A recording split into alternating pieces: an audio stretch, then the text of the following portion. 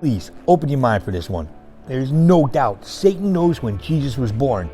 And what a better way to tarnish that day than with the largest human sacrifice ever committed on American soil. So we're going to ask, is it possible? Was Jesus born on 9/11?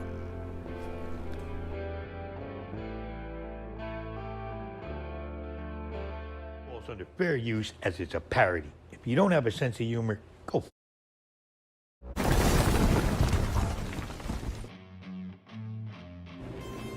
Welcome.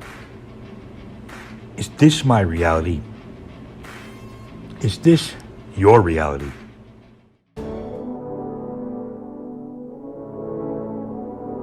So when was Jesus Christ born? The Bible says September 11th, and we're going to prove that. September 11th, 3 BC, the day of the Feast of Trumpets. Now, the birth of Jesus Christ is one of the most significant events in all of human history, no matter what they tell you these days. Tradition is made December 25th, the birthday of Jesus. That's when we all celebrate it, right? But the Bible clearly reveals he was not born on that day. It wasn't until the 4th century after Christ that December 25th began to be celebrated as the day of his birth.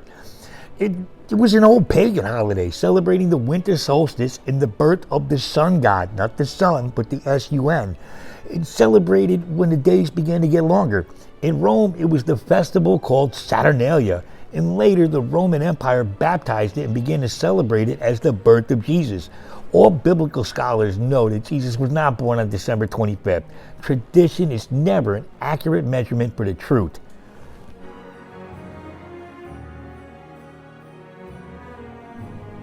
Is there any evidence? Well, it's established that the eclipse recorded by Josephus occurred on January 9th, 1 BC, and it was not long before this that King Herod interviewed the Magi concerning the appearance of the star, December of 2 BC.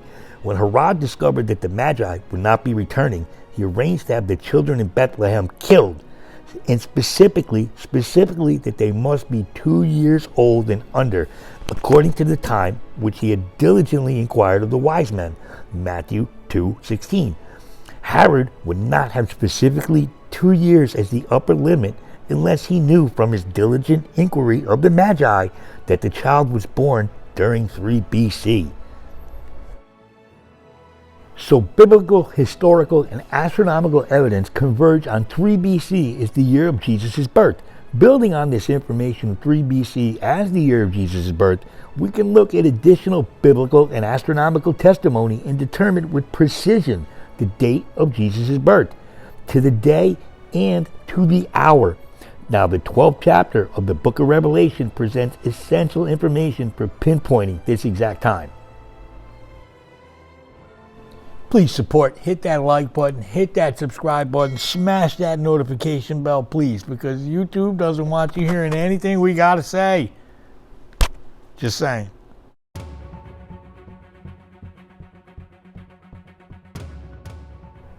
Revelation 12, 1 through 5. And there appeared a great wonder in the heaven, a woman clothed with the sun, and the moon under her feet, upon her head a crown of 12 stars, and she's being with child cried, travailing in birth, in pain to be delivered.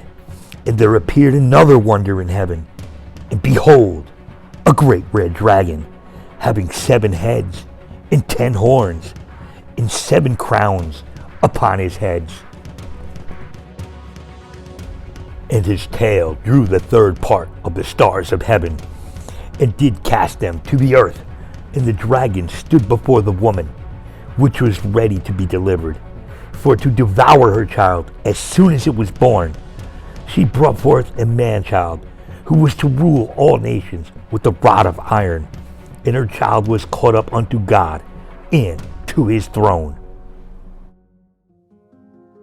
I know what you're saying at this point. That's a pretty ominous verse, and what am I talking about? Let's go deep. Revelation 12:1 says, there appeared a great wonder in heaven, and the word wonder is the Greek word semeion.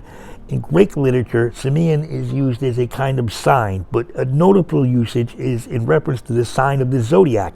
This is particularly interesting in the context of Revelation 12, where the sign is said to have appeared in heaven. And the sign spoken of in verse 1 is a woman, and the only sign of the zodiac to correspond to that description is the constellation Virgo. Revelation 12 further specifies that the woman was, quote, clothed with the sun, another celestial body. The sun, as it appears to travel through the ecliptic each year, enters into the mid-body, get this, between the neck and the knees of the constellation Virgo, clothing her with the sun, and for approximately a 20-day period. So this one astronomical detail shown in John's vision narrows down the astronomical event he is describing to a 20-day period during any given year. In the year 3 BC, the sun was in position from August 27th through September 15th. The woman in Revelation 12 was not only clothed with the sun, but also the moon was under her feet. With these two specific details, the sun and moon found in Virgo, we could be very precise in our computation of time. In 3 BC, this configuration of the sun and the moon in Virgo occurred on only one day, and that day was September 11th. This configuration of the sun and the moon in the constellation Virgo was observable between sunset and moonset, this twilight period being called night. On September 11th, 3 BC, the sunset was at 6:18 p.m. and the moonset at 7:39 p.m. Based on the information given in Revelation 12, it was during this 81-minute period that Jesus took his first breath of life and became a living soul. The description in Revelation 12:1 exactly chronicles the astronomical occurrences on the evening of September 11th, 3 BC. Verse 2 of Revelation 12 describes the woman as being in labor, ready to give birth. Verses 3 and 4 recount symbolically the adversary's fall from heaven and his plans to slay the child as soon as he was born. In verses 4 and 5, the woman's labor finishes as the child is brought forth. Verses 5 refers to the child's birth and ascension to God's throne. Clearly, from all these specifics, the child can be none other than the Christ, the Messiah, the promised seed.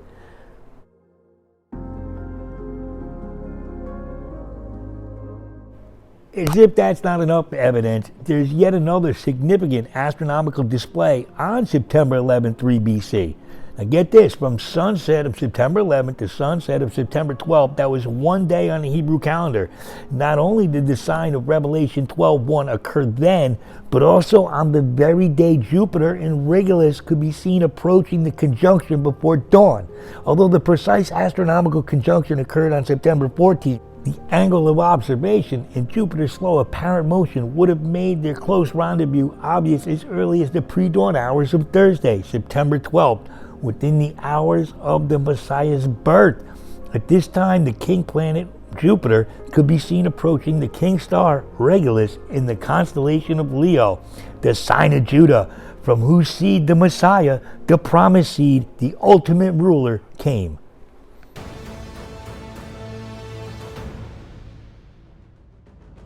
Our conclusion, as we see it here, all the evidence adds up. According to the chronological tables, September 11th, 3 BC fell on a Wednesday.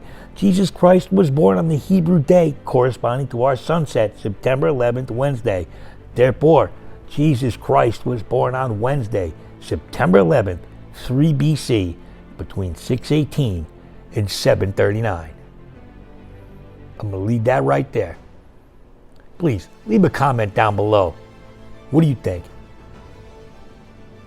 Let's get out of here.